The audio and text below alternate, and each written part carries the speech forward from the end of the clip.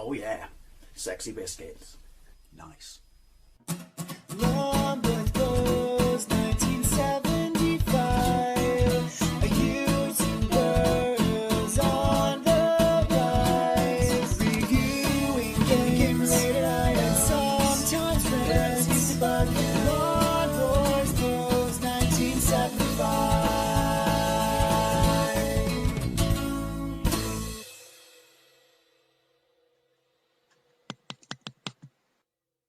Hey YouTube, Long Boys Post 1975. I was going to say welcome to a product overview, but I guess I can actually in this instance say welcome to a system overview, because essentially that's what this is. It's a recreation of an Atari VCS, or in this case 2600.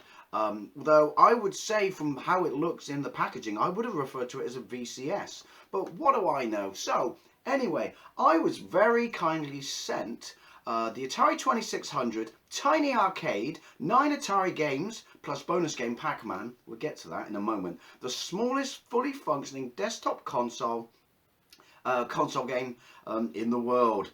So basically this, it's a display piece, it's a gimmick. You know, I absolutely fully am aware that its form factor means that it is nothing more than a bit of fun. I mean, if you want to play Atari 2600 games, you can run an Atari 2600 game on a block of wood. You know, it really isn't that intensive, and there are a million ways to do so out there. But this would not be the best way to do it. That said, however, I absolutely love and adore shit like this. I think it's absolutely fantastic. I really, really like the box art as well. So let's have a look at that first. Who makes it? I'm not sure, but I do know, well, they do, but I, with glasses on, can't read that. Why do they insist on making things so small? I am aware the irony of that statement is not wasted on this. But let's have a look at the front. So yeah, as I just described it, Atari 2600 Tiny Arcade, 9 Atari games plus bonus game Pac-Man, otherwise known as 10 Atari games. I hate it when they do that. They did that on the Nintendo mini consoles, didn't they? I mean, you don't walk into a shop and pay for, you know, how much for a kebab, mate? That would be £4 plus £1, please. It just, I don't get it. But, you know, what do I know? Includes 10 games there, so it does actually kind of 2 places? I don't know. Just pick one and stick to it. On the side, it says Atari 2600 Tiny Arcade plus bonus game Pac-Man, and it shows you what's in the box, because it's a high-resolution classic console TV, classic 2600 console, includes 2600 joystick, smallest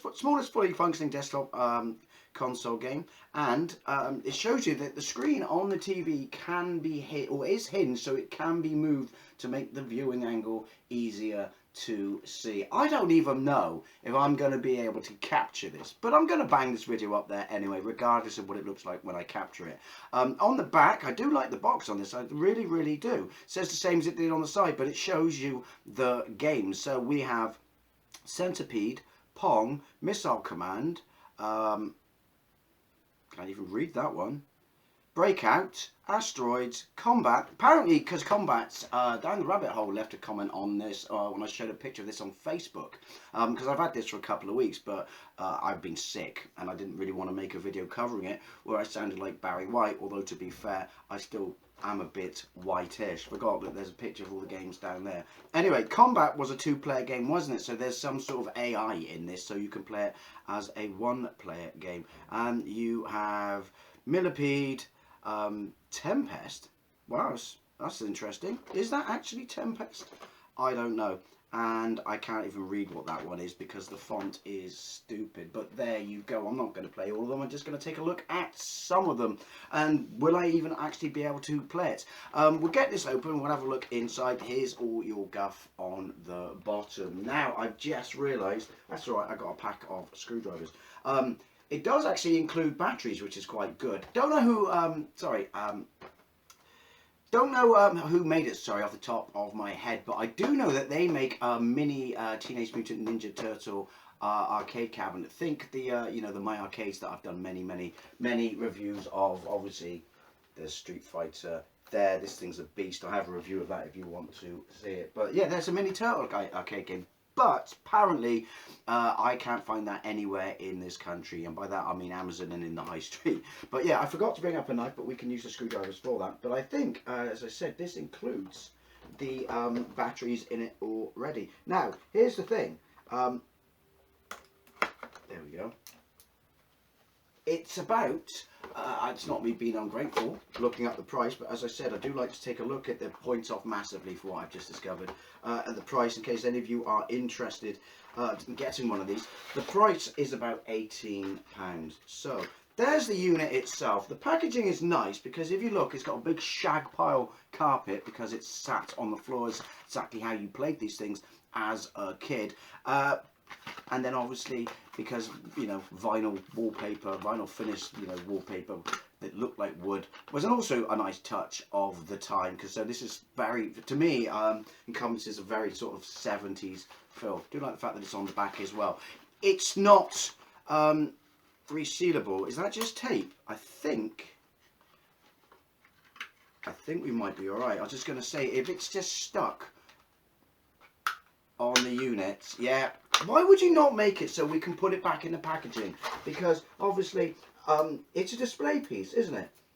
And I mean, obviously, well, you might display it as is, I guess, so people can see it working and stuff like that. But I like to be able to put stuff back in the packaging to put on my shelf. There's a massive piece of tape on the back. We may have lucked out. Oh, you ripped! Fuck's sake, you dumbasses! It rips. I mean, I know it's the back, but that's not the point. I don't understand how people can go to such attention to make such a, you know, nice looking package and unit, and then ruin it all by, you know, making it so destructive when you open it. I wish I brought a knife up, I'm not gonna lie.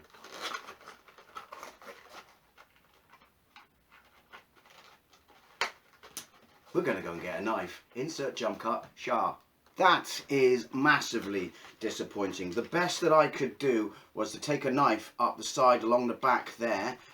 This is essentially completely off now, but freeing up the TV. I don't understand the mindset to people, as I just mentioned briefly, that you'll go to all the effort to design such a cool little unit and make the packaging so nice and like a period piece, and then glue it under plastic and make it so you have to basically ruin the box to get it out. But get it out I have. Awkward. And to some degree the box is salvageable. So like I said, basically if you want to keep the box on this, slice along the sides the top and then enter from the front. Again, awkward, but at least the box is complete. Let's have a look at the unit itself. Don't worry, I'm going to put it in the other room and set up my camcorder on a tripod so we can hopefully try and capture some footage. But I'm going to show you it like this as well. But we have a standard, obviously, CRT, vintage CRT with dials from the 70s, complete with rabbit ears. And like I said, the screen actually comes out to make the viewing angle for you to play a lot easier. How that will hold up when we try and play it, I don't know. It's LCD, obviously, it's high definition, so it's probably the best your 2600 is ever going to look. Have a lovely twice, really, Dave, joystick there. And to be fair, it's nice and clicky. I think you can probably hear that. And the button's pretty clicky too. Cool. And also, it's not entirely accurate, because if you remember Atari 2600 joysticks, because I do actually have an Atari 2600, you needed Popeye bloody forearms, didn't you, to move them? I mean, those things were fucking indestructible. They'll survive the apocalypse. It's also got an RF tuner box, which is a nice little touch as well. Who remembers those? I remember those. And there is the console itself, complete with an Atari logo.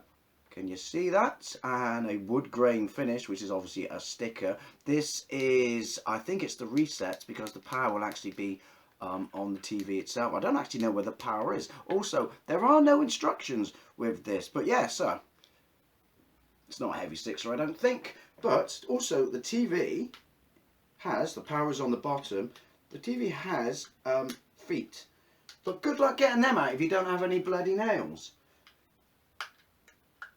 Oh no, they come out the other way around. Cool, that was lucky, could have broken it. So look, yeah, the TV has feet. There's a decent amount of weight to this as well, actually, believe it or not. I think that looks absolutely fantastic. There's the back, complete with the back of the tube, obviously where it extended out the back. And there is a plastic tab here, so it does have batteries in it. What batteries does it take? I'm assuming, shall we have a look for future reference? I'm assuming it's going to be AAAs or something. Like I said, there are batteries included in it. How often do you get batteries included in shit these days? We're going to pull the tab out. That's so satisfying. And we're going to take a look at what's in here, just for, you know, reference. I could read the box, but you know what? It's a system overview, so let's get this bad boy open. Yes, it's 3 AAA batteries of the highest quality and therefore power that you can possibly find. So that would be where the main, that's very thin and flimsy plastic. But yeah, so that would be where the majority of the weight comes from for this unit. Now let's all sit back and enjoy watching me screw it back in. This is why jump cuts are your friends, people. But basically, I'm going to take this into the other room. Actually, before I do that, let's turn it on. There we go, look at that. That's a very, very, very nice screen. Now, fan favourite, it says includes fan favourite Pac-Man. I don't recall that Pac-Man was ever such a fan favourite. We're talking at one of the games here that, you know, they produced in vaster quantities than the actual system that was available, and while not necessarily directly responsible for, but certainly had a hand in the video game crash. You know, that destroyed the home market until the Nintendo resurrected it. Although might I add that the video game crash never actually happened in the UK. We were all rosy during that time with our micros. But yeah, so you press a button on the joystick, and there's your... That is cool. That is really, really, really cool. So do we have sound? There must be sound. I was checking the dial to see if that's where the sound is. There must be a volume switch on here. I don't think there's a volume switch on here. Must be a default. Yes! Look at that! Right, well, that screen is lovely. This bodes well. This could be that we might be able to capture footage of it. How good I will be playing it, even though I do have my glasses on, remains to be seen. So I'm going to take this in the other room and I'm going to set it on top of a table and set my camcorder up. Insert jump cut. Sure.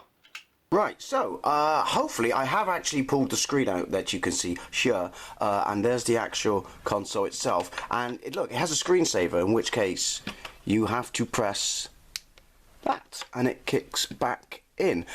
Joystick is sure. So let's see if I can play this. But I can confirm, Tiny Arcade, that's who make it, that the screen is phenomenal. It's so nice. So let's have a look. Tempest. I knew Tempest was on the 2600, but I don't think I've ever played it. Let's see how good it is. Okay, that's kind of cool. Has a very vector look to it. Options.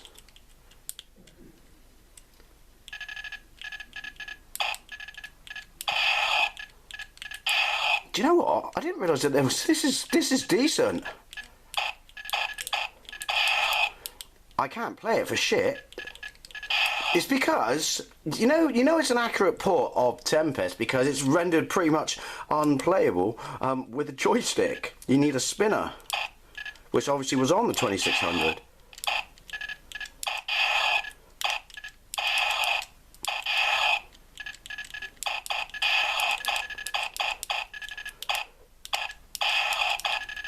I'm quite surprised at what decent version of Tempest this is, and I'm quite surprised how good the actual screen looks. So let's reset. Let's have a look at another game. Pong Pac-Man, fan favourite Pac-Man. I'll be very surprised if you can see this. To be fair, it may not be a fan favourite. It's not a terrible port of Pac-Man, it really isn't. I can't catch the bloody ghost up. Welcome to Flickertown. To be fair, that was a lot of stuff from the 2600. There we go. Let's have a look at another one. Asteroids.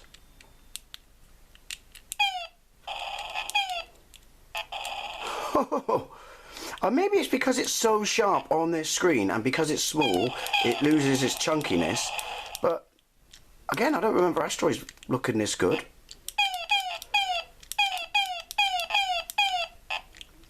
I wonder where I was then. I was because my lasers, because obviously it's got that, you know, Scooby-Doo running down a corridor scene where you go in from the left and out for the right. Cool. It's a pretty decent port of Asteroids. What else do we have? Breakout.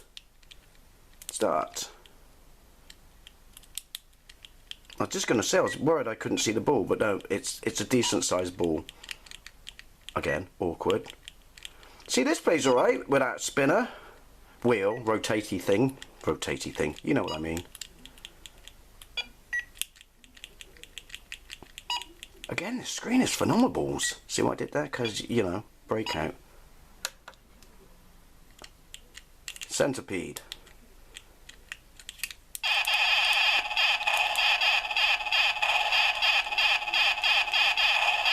It's, you know what? Oh shit.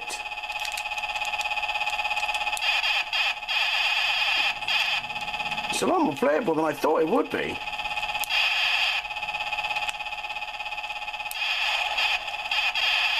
Sweet. Let's have a look at another one. I guess we may as well go through all the games. Combat. I actually have this on cartridge.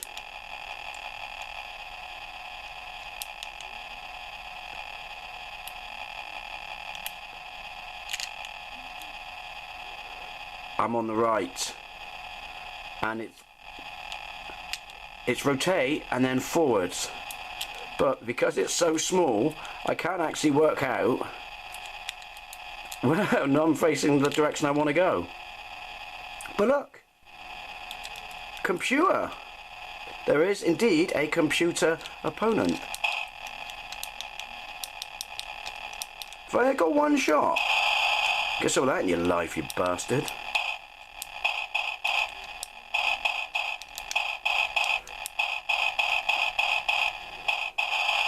Right, let's have a look at the next one. Genuinely very, very, very surprised at this. I keep going the wrong way, don't I? Oh, look at that.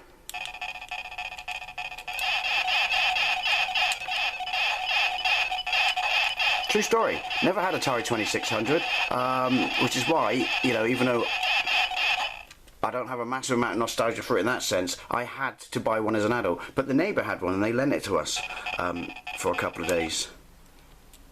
And that was before my beloved ZX Spectrum. Missile Command. How is this going to play? Honestly, who knew? To make your Atari 2600 look great, play it on a bloody tiny screen. Really good version of Missile Command. I like to think, right, if Star Wars ever happened, you know, the defense thing that Ronnie was working on, in order to deploy the missiles, they just did it like this. With a version of Missile Command. Shit! It's Armageddon!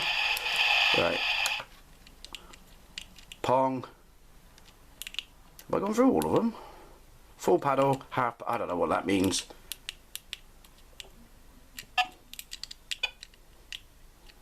Pong never looks so good. Pong HD, baby. Well, computers not great. I'm not going to argue though. Neither am I. We did have a Binatone machine, which I've also since found and bought. Obviously, I had to do RF mods on both of these, Binatone and 2600, to, well, VCS in my case, to get them working on a modern TV, because I don't have a CRT. Yeah, so that was where I basically got to play Pong for the first ever time. Anyway, let's jump back and round up. I cannot emphasize how good the screen on this is. It is absolutely phenomenal. And in that case, the fact that you can do that does make a big difference in being able to play it. Certainly, if you're playing it through the viewfinder of a camera, understandably not the way that most people play it. Yeah, but the screen is actually fantastic. And, I mean, the form factor itself is absolutely superb. I'll insert a picture here just so you can see it without me fumbling around with my big fat hands.